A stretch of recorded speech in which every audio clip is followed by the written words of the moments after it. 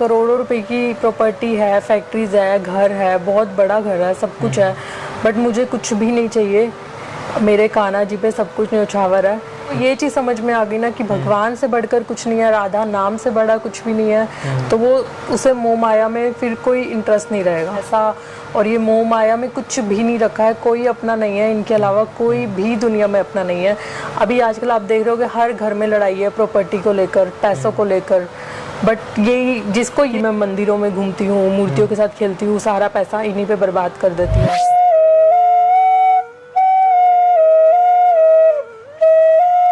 भूषण, आपको लगातार विभिन्न प्रकार के साधु संत तपस्वी त्यागियों के साक्षात्कार दिखाता हूँ।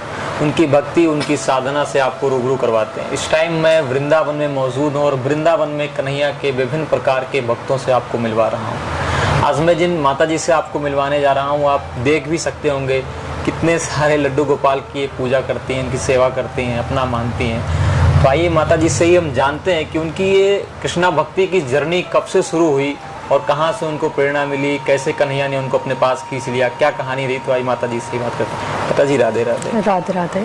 आपका क्या नाम है? मेरा नाम रानी है। रानी, आप कहाँ से हैं? आपका वैसे मेरा पानीपत में हुआ था एंड शादी मेरी फरीदाबाद में हुई थी, और अभी मुझे राधा रानी की कृपा से वृंदावन में वास मिल चुका है।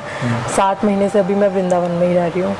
अच्छा, ये जो वृंदावन का सिलसिला शुरू हुआ, भक्ति का सिलसिला शुरू हुआ, ये कब से और क्या कहानी रही इसके पीछे? वृंदावन का तो वैसे अभी 4-5 साल पहले ही शुरू हुआ है आना, लेकिन जो ठाकुर जी के साथ मेरा जुड़ा हुआ था, लगा हुआ था, वो 10 साल पहले हुआ था। अच्छा। वो मेरे छोटे से गोपाल जी हैं जो 10 साल आगे बैठे हुए। हाँ जी, 10 साल पहले आए थे मेरी लाइफ में। इनको भी मैं नहीं लेकर आई थी, और वैसे भी हम कौन होते हैं इनको लाने वाले, इन्होंने ही मुझे चुना था। उस टाइम में थोड़ी प्रॉब्लम में चल रही थी, काफ़ी ज़्यादा प्रॉब्लम थी, तो जन्माष्टमी से ठीक 2 दिन पहले मेरे सपने में आए थे कि मुझे शिव पुराण पढ़ना है। अच्छा। और एक गोपाल जी को लाना है, उनकी सेवा करनी है, तो धीरे धीरे सब ठीक हो जाएगा। और वो टाइम ऐसा था कि मुझे वृंदावन के बारे में नहीं पता था, कुछ भी नहीं पता था कैसे करनी है सेवा, लेकिन मैं बस इनको ले आई थी सेवा के लिए। और मैंने बहुत अच्छे से इनकी सेवा भी की थी, और इन्होंने मतलब मुझे 15 दिन में ही प्रूव भी कर दिया था कि ये सच में है मेरे साथ। रात को जैसे मैं इनको सुलाती थी छोटे वाले गोपाल जी को, तो इनका सुबह लंगोट गीला होता था। लंगोट ऑटोमेटिक गीला जी, मिलता बिल्कुल। और रात को मैं इनके पास पानी रखती थी। अच्छा। तो 1-2 दिन तो पहले मैं चेक करती थी कि पानी शायद गिर गया हो या कुछ, बट ऐसा नहीं था, वो पानी का ग्लास पूरा ही होता था। अच्छा। तो 1, 2, 3, 4 मतलब बहुत बार ऐसा हुआ कि इनका लंगोट गीला मिलता था। तो फिर मैंने किसी पंडित जी से भी पूछा। अच्छा। तो उन्होंने मुझे बताया कि वो आपकी मतलब सेवा से खुश है, तो वो आपको प्रमाण दे रहे हैं कि हाँ मैं हूँ। तो वहीं से मेरा फिर और इनके साथ विश्वास बढ़ता गया, और इनकी सेवा के बाद थोड़ा थोड़ा सब स्टेबल भी होता गया। ये लाए तो इन्होंने बहुत किया है, फिर धीरे धीरे मेरे पास ठाकुर परिवार बढ़ता गया। 4 साल पहले ये आए, इन्होंने भी बहुत चमत्कार किया है हमारे साथ। अच्छा, ये जो कान्हा जी हैं, इनका नाम क्या रखा है आपने? केशव। केशव।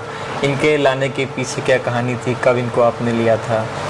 इनको मैं लॉकडाउन से ठीक 10 दिन पहले लेके आई थी, वृंदावन से ही लेने आई थी। मतलब इनको मेरे को था कि थोड़े से मतलब जैसे मेरा बेबी नहीं था। अच्छा। तो मुझे था थोड़े से बड़े कान्हा जी हो मेरे पास, तो मैं तब इनको लेकर आई थी लॉकडाउन से 10 दिन पहले। तब मैंने इनकी सेवा करनी शुरू की थी, और इनके आने के बाद से तो मतलब लाइफ पूरी बदल सी गई थी। मतलब मेरी फैमिली में लोग को पसंद नहीं था कि मैं इनके साथ बात करती हूँ, और ये सच में मुझसे बात भी करते हैं, मेरे आंसर भी करते हैं। ये मुझे पता है कोई विश्वास नहीं करेगा।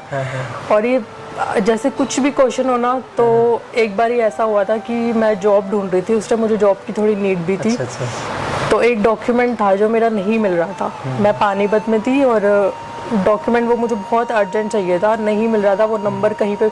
लेकिन जो वो डॉक्यूमेंट नंबर था ना, वो पेपर मेरे फ़ोन में ही था, और वो पेपर मैं 4 बार चेक कर चुकी थी, उस पर मुझे नंबर नहीं मिला था। तो अब जैसे मैं इनसे बात भी करती थी, तो 1-2 घंटे बाद फिर मैं इनसे गुस्सा हो गई कि ठीक है आप हमेशा ऐसा करते हो, मुझे आपसे बात ही नहीं करनी। तो मैं लेट गई। उसके मतलब जस्ट कुछ सेकंड बाद मुझे ऐसे लगा कि इन्होंने या मतलब किसने मेरे कान में आके बोला है कि वो तेरे फ़ोन में ही है, दोबारा चेक कर वो पेपर। अच्छा। तो मैं ऐसी उठी, मैंने वो पेपर दोबारा चेक किया, और वो जस्ट 3rd लाइन में वो नंबर था जो मुझे चाहिए था, जिससे मतलब मेरा जॉब का पूरा वो हो गया था। तो मतलब ऐसे ही बहुत सारी जगह पे है कि जहाँ ये मुझसे बात करते हैं।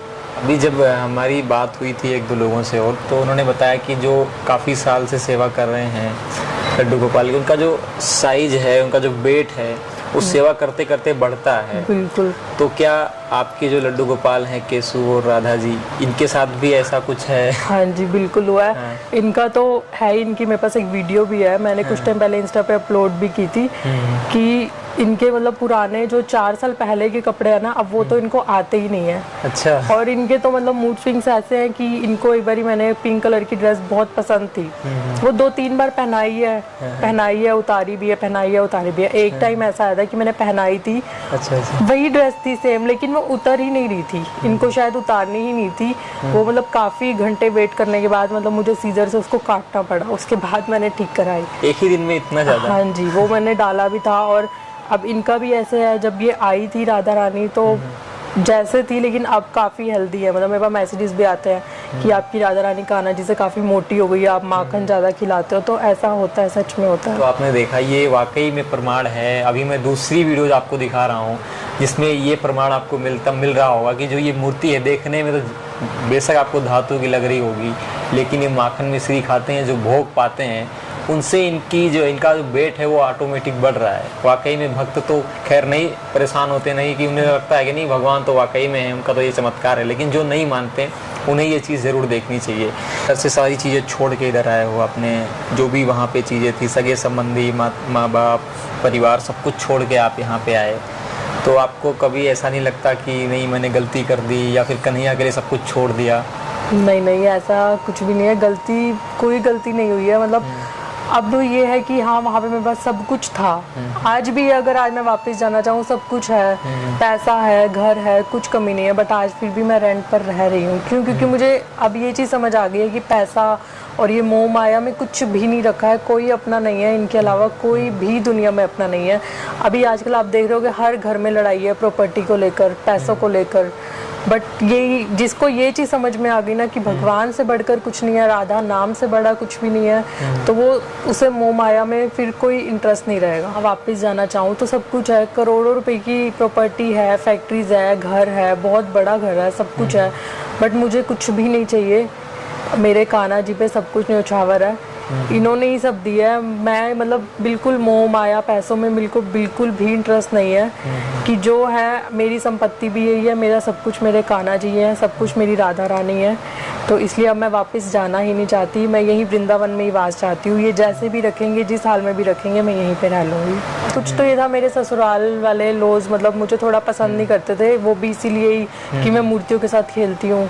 तो ये, लेकिन ये है कि हाँ, वो मेरे हस्बैंड को चाहते हैं, मतलब वो उनको तो बुलाते हैं कि उन्हीं को घर भी देने को तैयार है, पूरी प्रॉपर्टी सब उन्हीं को देने को तैयार है। लेकिन अब हस्बैंड भी इसी लाइन में आ चुके हैं, उनको भी कान्हा जी के साथ यहाँ की भक्ति मतलब इतना पसंद आ गया कि वो भी वापस नहीं जाना चाहते। तो इसलिए सब कुछ अब हमने छोड़ ही दिया है। हमें मतलब कोई प्रॉपर्टी नहीं चाहिए, कुछ भी नहीं चाहिए सिवाय कान्हा जी के। तो आप देख